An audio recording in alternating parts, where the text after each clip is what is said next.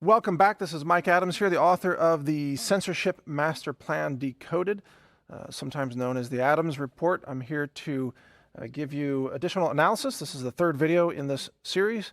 I appreciate your time. I respect your time. I'll try to keep this brief. This video is intended to brief members of Congress or people involved in legislation or regulatory action. So let's get right into it. Part 3.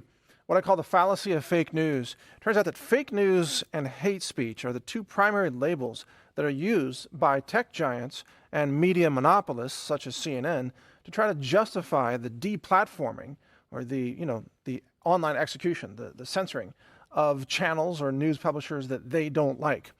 And right now, InfoWars is in the crosshairs of CNN and other organizations. They're all calling for the banning of InfoWars, and they say that InfoWars is fake news.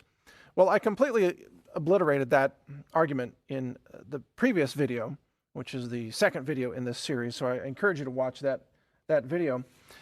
But for this video, let me cover some of the key points that are found in my report along these lines.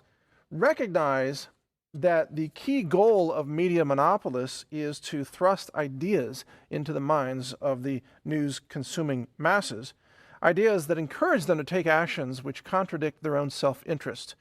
In other words, if people were left to their own designs and to their own thinking and their own conclusions, many people would make decisions that go against the financial interests of both media corporations as well as their advertisers and their agendas.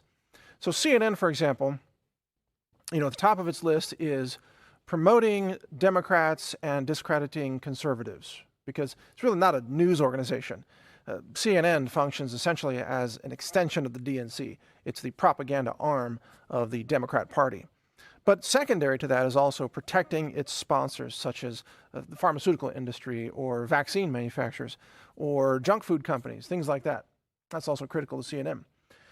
And if viewers weren't told what to think by CNN, many viewers would naturally, automatically, and even logically reach conclusions that violate the financial and political interests of CNN's sponsors and controllers. Thus, the real purpose of CNN, as an example, but there are others like the New York Times, is to control and limit the ability of news consumers to think for themselves, so that those consumers can be funneled or corralled into a set of beliefs and actions that contradict the self-interest of news consumers themselves.